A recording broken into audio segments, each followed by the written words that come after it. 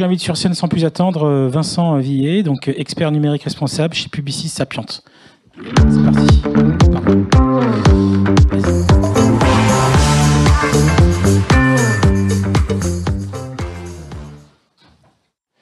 Bonjour à tous, je m'appelle Vincent Villet, je suis Data Scientist chez Publicis Sapient, la division transformation digitale du groupe Publicis, et je travaille depuis 3 ans sur l'impact environnemental des services numériques qu'on construit pour nos clients. Je vais vous raconter comment j'en suis venu à travailler sur ce sujet, pourquoi je l'ai abordé sous l'angle de la modélisation, comment ça m'a amené à développer mon propre modèle que j'ai open sourcé récemment, et puis ce que fait ce modèle et comment vous pouvez commencer à l'utiliser dès maintenant. Alors comme beaucoup de gens dans cette salle, j'ai à cœur depuis longtemps d'avoir un impact sur la lutte contre le changement climatique au travers de mon travail. Et il y a 3 ans, cette volonté a pris la forme d'une formation de sensibilisation aux ordres de grandeur de consommation énergétique que j'ai faite auprès de mes collègues. Comme notre métier, c'est de construire des services numériques pour nos clients, j'ai inclus un volet sur le numérique responsable dans cette présentation que j'ai découvert à ce moment-là, et notamment l'impact environnemental des services numériques.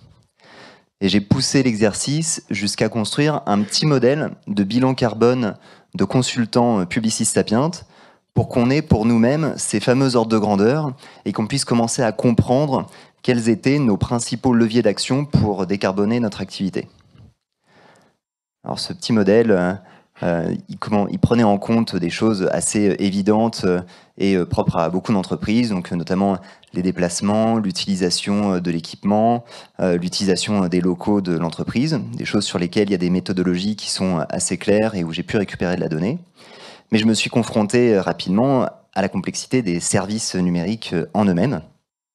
Et comme vous le savez, un service numérique, ça repose sur de la haute technologie. C'est de la haute technologie qui évolue en plus très vite. On a souvent très peu, voire pas du tout, d'informations environnementales qui remontent.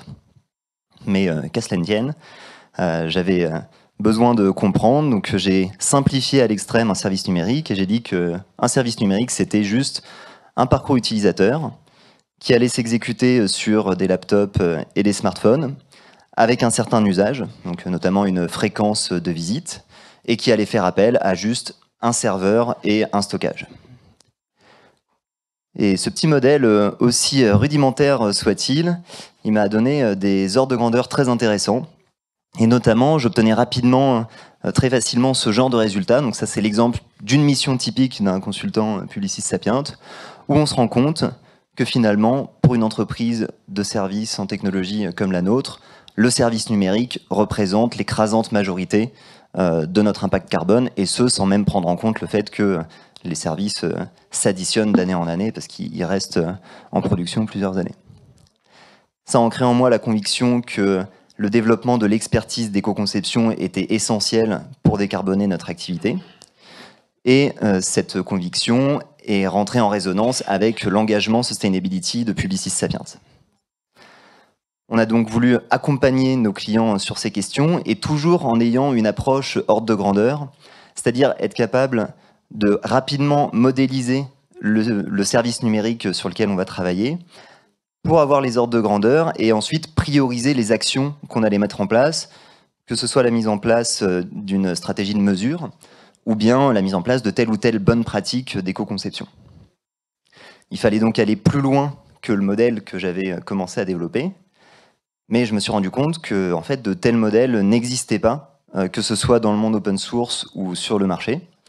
Pas que rien n'existe dans ces deux domaines, bien au contraire, il y a beaucoup de choses qui se sont développées ces dernières années et le domaine est très actif, mais surtout des outils de mesure qui vont donc donner des chiffres précis sur tel ou tel sous-aspect du système, par exemple l'impact de l'interface utilisateur ou bien l'impact de l'activité des serveurs, mais sans avoir cette vision globale et qui va permettre de mettre des hypothèses là où on n'a pas encore les chiffres, et donc avoir une idée de ce qu'on ignore, en tout cas pour l'instant, et puis prioriser les efforts, pouvoir partir de quelque chose rapidement et savoir quelle est la mesure de l'effort à fournir et où.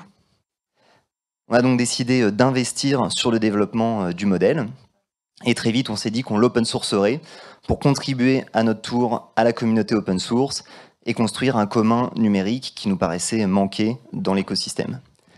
J'ai le plaisir de vous annoncer que la première phase de développement de cet outil est terminée. Il a été baptisé eFootprint et je l'ai open sourcé le mois dernier, fin octobre. Alors, eFootprint, qu'est-ce que c'est ?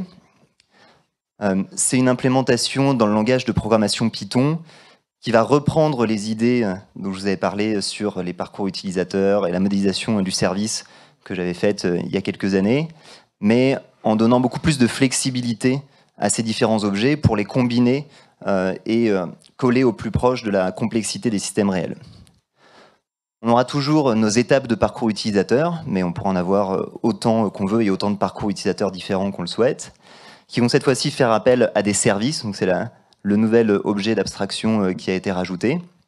Par exemple, un parcours utilisateur va pouvoir faire appel à différents services qui seront peut-être installés sur différents serveurs ou sur les mêmes serveurs.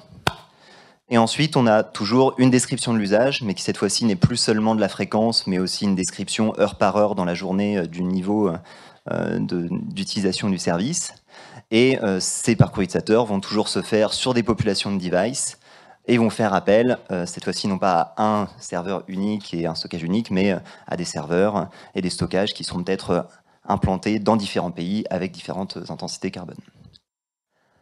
La vision pour eFootprint, c'est qu'on va pouvoir faire une modélisation eFootprint de son service numérique dès la genèse du projet.